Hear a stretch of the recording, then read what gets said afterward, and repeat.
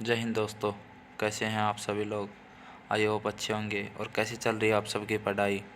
तो कमेंट करें कि आप सबका स्कोर कैसा रह रहा है मैथ में, और आप सब अच्छी तरह से प्रैक्टिस कर रहे हैं। तो आज है अपना प्रैक्टिस सेट नंबर 3, जो कि सभी कंपटीशन टेस्ट के लिए बहुत ही महत्वपूर्ण रहने वाला है। जैसे एसएससी, रेलवे, दिल्ली पुलिस या फिर कोई भी स्टेट एग्ज़ाम हो, सभी के लिए बेहतरीन स्कोर दिखाएगा। तो आइए स्टार्ट करते हैं आज का सेशन, और सभी लोग शेयर करते चलें। धन्यवाद। तो आइए स्टार्ट करते हैं आज का क्वेश्चन नंबर 1। क्वेश्चन नंबर 1 क्या कह रहा है? क्वेश्चन नंबर 1, 20 और 30 के बीच अभाज्य संख्याओं के वर्गों का योग कितना है? 20 और 30 के बीच अभाज्य संख्याओं के वर्गों का योग ज्ञात करना है हमें। तो जैसे 20 और 30 के बीच अभाज्य संख्या कौन कौन सी है? एक तो आती है 23, एक आती है 29, और कोई आती है दोस्तों? मेरे हिसाब से ये दो आती हैं, ठीक है। अच्छा, इनके वर्गों का योग इसका 23 का वर्ग क्या होता है? 529। आई होप आपको 30 तक तो कम से कम वर्ग याद होंगे। अगर नहीं है तो कर लो, क्योंकि ये आपके लिए कैलकुलेशन को बहुत ही सरल कर देंगे, है ना। 29 का स्क्वायर होगा 841। ठीक है दोस्तों, आप कैलकुलेशन के बेहतरीन बनाने के लिए स्क्वायर तो आपको याद रखने पड़ेंगे, ठीक है। इसका योग करना है, ठीक है। ये बता रखा योग, वर्गों का योग। इसको करते हैं सोल्व, तो ये आएगा 1 + 9 0, 4 2 6 और 1 7, 8 और 5 13। इसका राइट आंसर होगा 1370। 1370 यानी ऑप्शन नंबर बी इसका राइट आंसर होगा। बात कर लेते हैं क्वेश्चन नंबर 2 की। यदि 25 व्यक्ति प्रतिदिन 15 घंटे कार्य करके 5 इकाई कार्य 8 दिन में पूरा कर सकते हैं, तो 12 व्यक्ति प्रतिदिन 20 घंटे कार्य करके 10 इकाई कार्य पूरा करने में कितने दिन लगेंगे? तो दोस्तों ये क्या कह रहा है? टाइम एंड वर्क का क्वेश्चन है। बहुत ही बेहतरीन क्वेश्चन है, जो कि प्रीवियस ईयर में आया हुआ क्वेश्चन है दिल्ली पुलिस में। देखो कैसे करते इसको। पहले लिखते हैं, आपको एक सबसे शॉर्ट ट्रिक बताता हूँ। पहले लिखते हैं कितने व्यक्ति काम कर रहे हैं, ठीक है। लिख दो कितने व्यक्ति काम कर रहे हैं, गुणा कितने घंटे काम कर रहे हैं 15, गुणा कितने दिन काम कर रहे हैं, तो ये 8 दिन, देखो है ना, 8 दिन काम कर रहे हैं, बटा कितना काम कर रहे हैं 5 इकाई। इसको लिख दो सामने 5 इकाई, ठीक है। आगे पढ़ो। तो 12 व्यक्ति, नीचे लिखो व्यक्ति, गुणा 20 घंटे, फिर लिखो घंटे, गुणा 10 इकाई कार्य पूरा करने में कितने दिन लगेंगे? हमने माना x दिन लगता है, ठीक है, बराबर बटा में कितना कार्य है 10 इकाई। अब इसको काट दो, 5 एकम 5, 5 दूनी 10। हमें x का मान चाहिए, ठीक है। काट दिया, इस साइड काटो, ये 2 कटेगा, 2 छक्की 12, 5 चौक 20, 5 तिया 15, ठीक है। 4 दूनी 8, 2 तिया 6, ये 3 से ये 3 कट जाएगा। इसका राइट आंसर होगा 25। इसका राइट आंसर होगा 25, ठीक है दोस्तों। ऑप्शन नंबर डी इसका सही आंसर होगा। और अब आगे बात कर लेते हैं क्वेश्चन नंबर 3 की। ये सभी क्वेश्चन प्रीवियस ईयर क्वेश्चन है, जो कि पहले एग्ज़ामों में पूछे गए हैं, ठीक है। इनको सही तरीके से करना। और बात कर लेते हैं क्वेश्चन नंबर 3 की। 8√3 सेमी भुजा वाले समबाहु त्रिभुज का क्षेत्रफल क्या है? ठीक है, भुजा दे रखी है 8√3। तो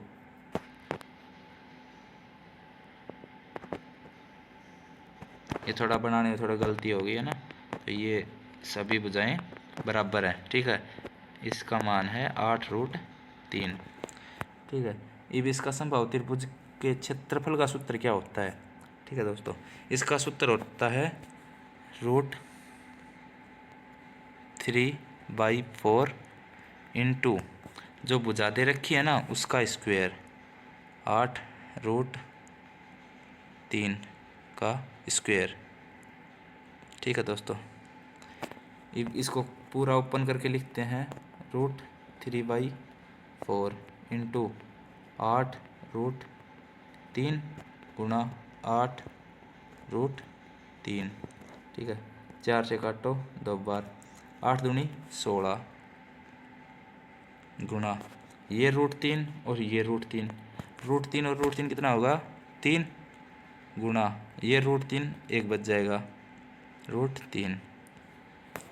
ठीक है दोस्तों, 16 दूनी 32, 16 तिया 48, 48√3 इसका राइट आंसर होगा, जो कि ऑप्शन नंबर सी इसका करेक्ट आंसर है 48√3।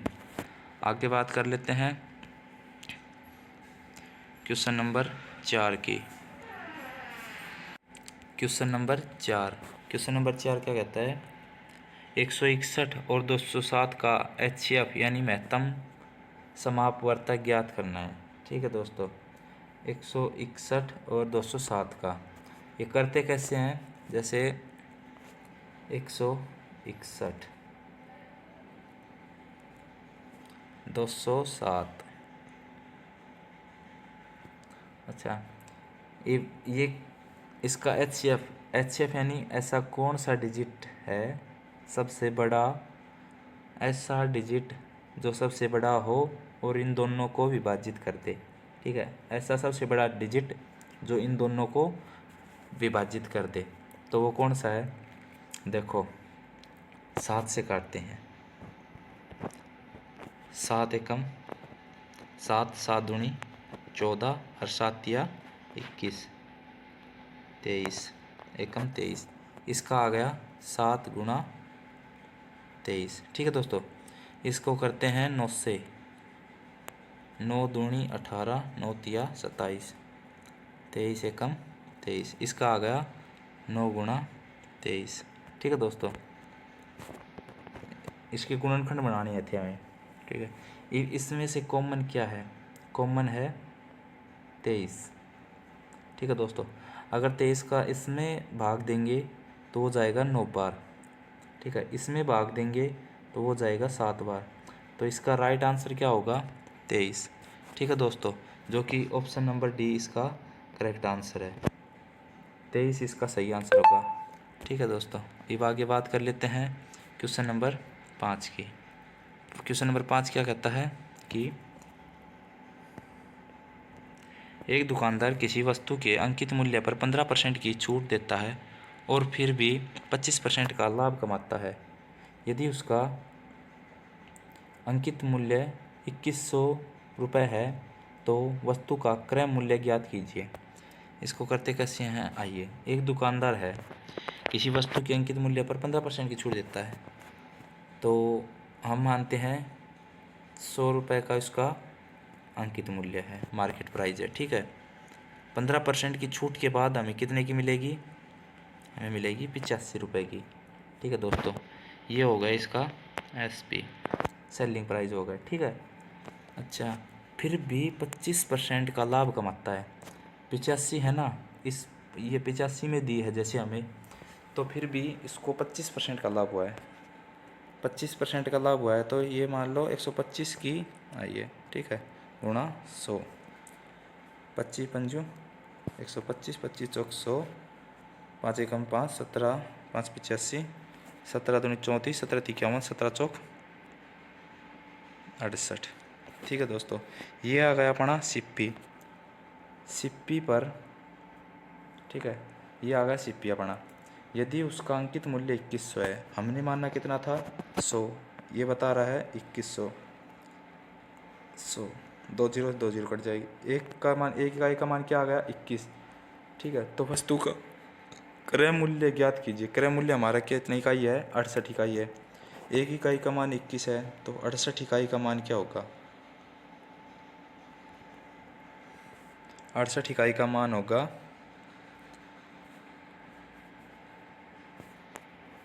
8 एकम 8, ठीक है, 8 दूनी 16 गुणा 6 एकम 6, 6 दूनी 12। इसका राइट आंसर होगा 1428। इसको सोल्व करेंगे तो आएगा ऑप्शन नंबर बी इसका करेक्ट आंसर होगा 1428 इसको सोल्व करने पर। ठीक है दोस्तों, अगर आपको ऐसा लग रहा है कि भाई फास्ट है या फिर समझ में नहीं आ रहा तो एक बार और देख लेना वीडियो, ठीक है। अगर फिर भी नहीं समझ में आए तो कमेंट करना या फिर हमारे इंस्टाग्राम चैनल RWA का स्टूडेंट 02 पर मैसेज करना, हम आपको और भी सरल तरीके से बता देंगे। ठीक है दोस्तों, आगे बात कर लेते हैं क्वेश्चन नंबर 6 की। एक रेलगाड़ी, क्या बोल रहा है, एक रेलगाड़ी 10 मिनट में 10 किलोमीटर की दूरी तय करती है, ठीक है। यदि इसकी गति 20 किलोमीटर प्रति घंटा कम कर दी जाए तो समान दूरी तय करने में कितने समय लगेगा।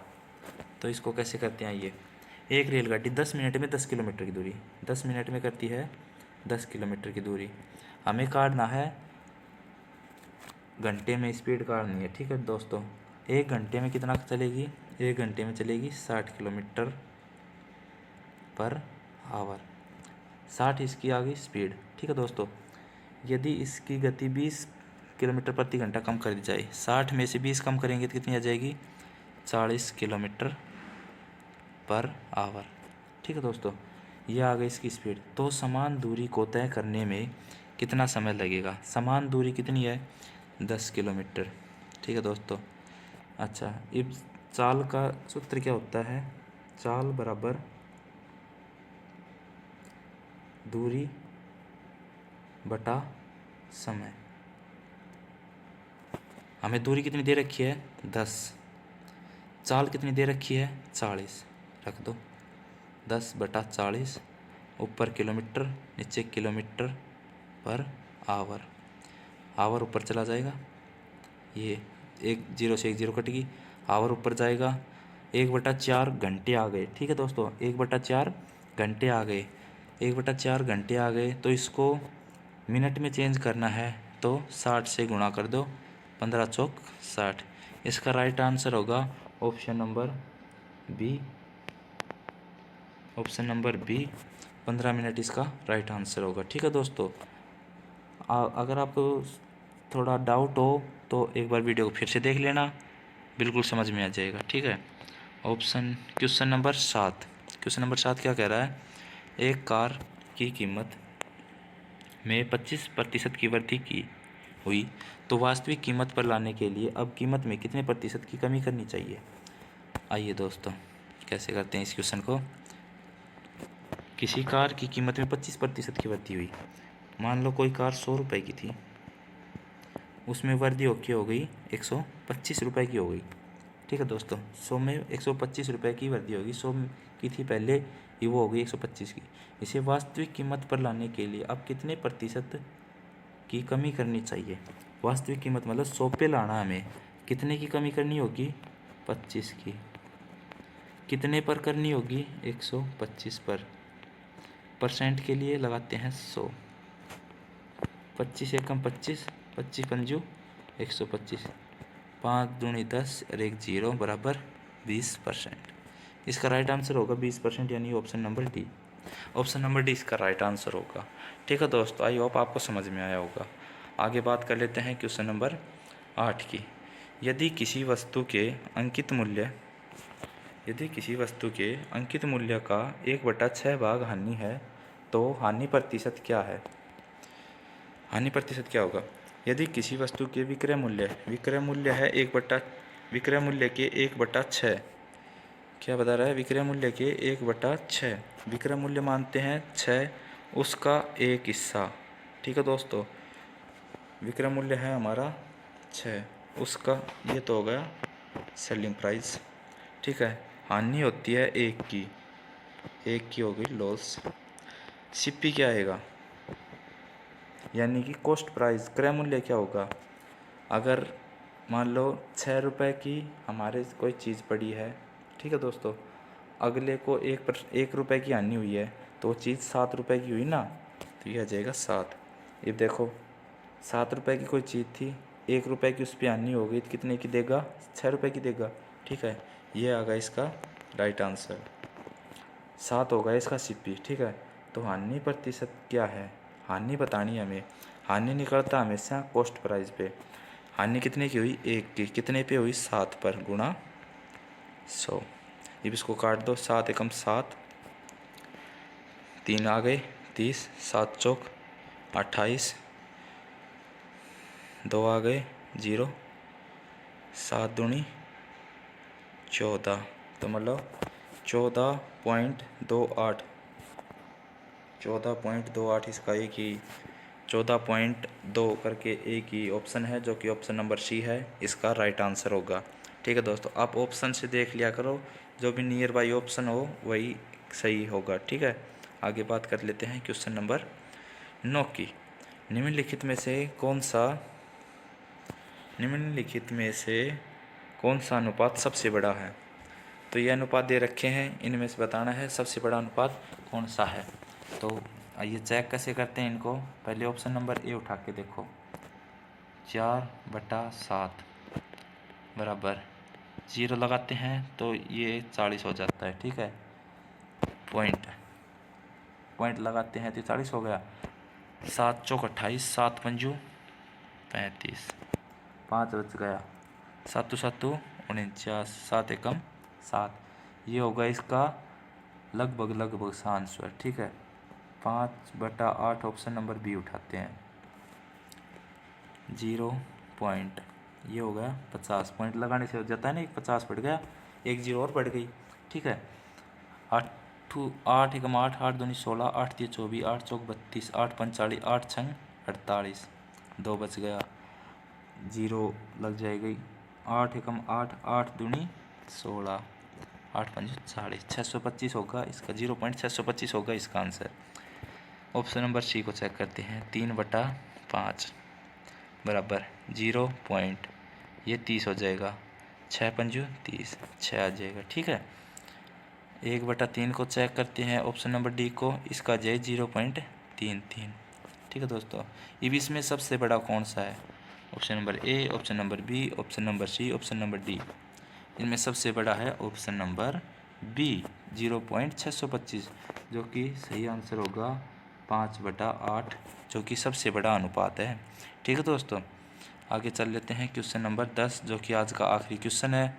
इसको कैसे करते हैं देखिए, क्या बोल रहा है कि ₹2400 की धनराशि पर 2 वर्ष और 4 महीने में 460 का साधारण ब्याज प्राप्त होता है। प्रति वर्ष ब्याज की दर ज्ञात कीजिए।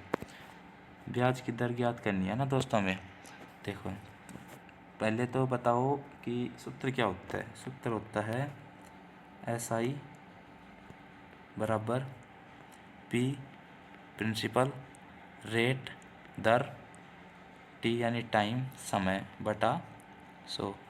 ये आ जाता है साधारण ब्याज का सूत्र है ये। ठीक है, साधारण ब्याज इससे ज्ञात हो जाता है।